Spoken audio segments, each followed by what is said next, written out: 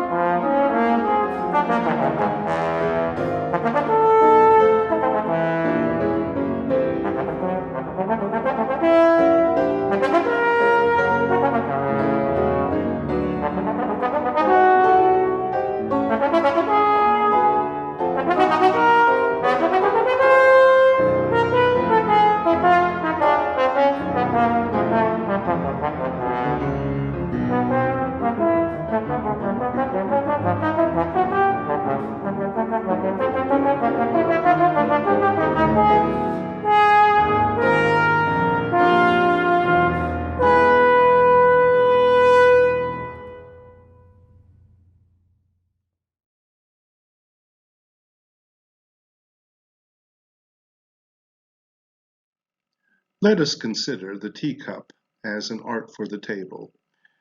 This segment is an extension of the Arts for the Table Decorative Arts Seminar currently on offer in the spring of 2020. This is a late 18th century hand-painted Chinese export porcelain teacup. It takes on the form of a small bowl. The form dates back hundreds and hundreds of years in East Asia.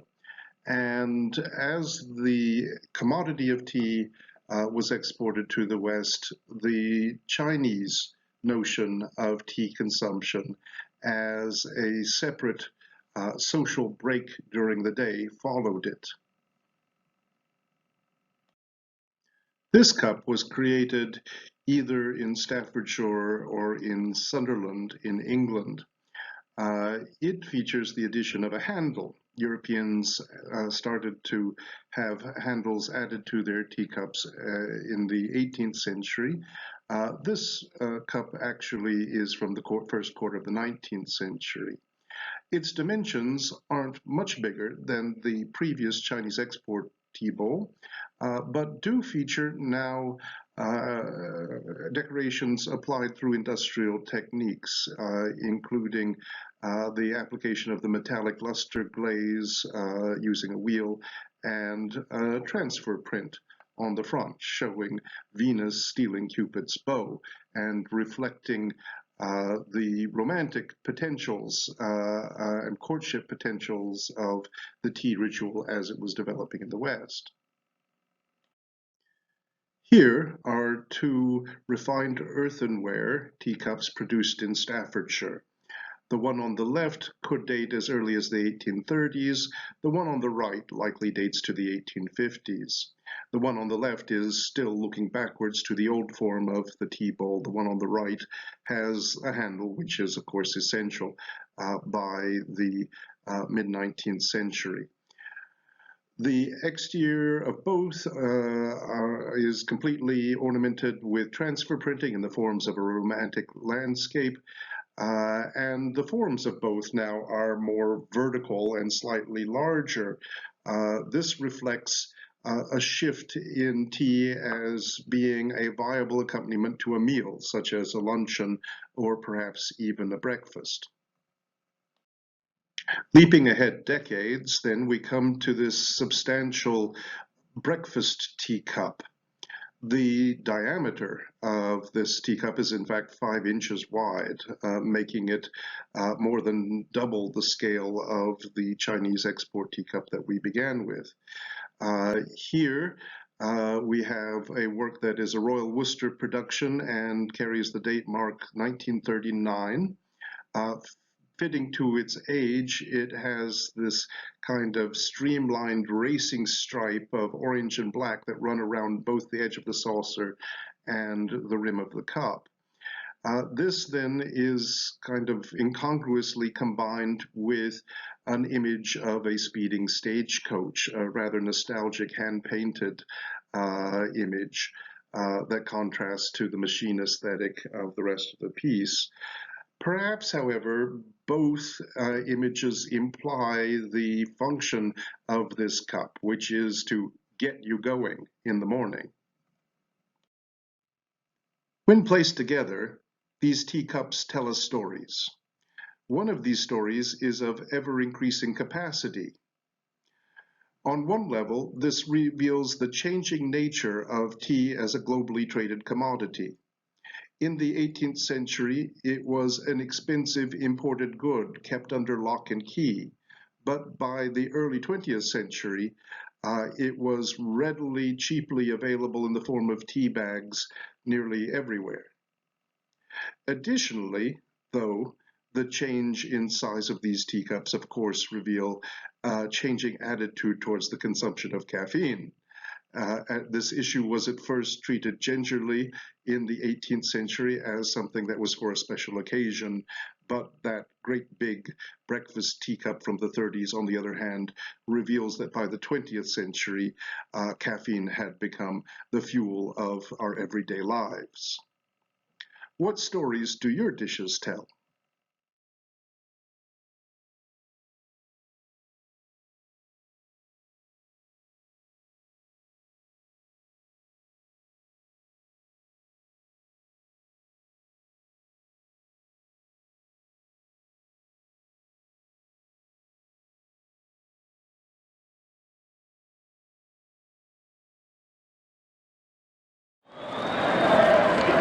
The days may be long, the air may be long, the rest must be dream. But everyone wins to make a mistake. Winner is here. Behind Pete the Penguin's lovable smile is a fierce competitor. So we made the perfect playlist. This is the Ice Castle Ultimate Mixtape. Pete knows from Psychology 101 that classical music helps us focus.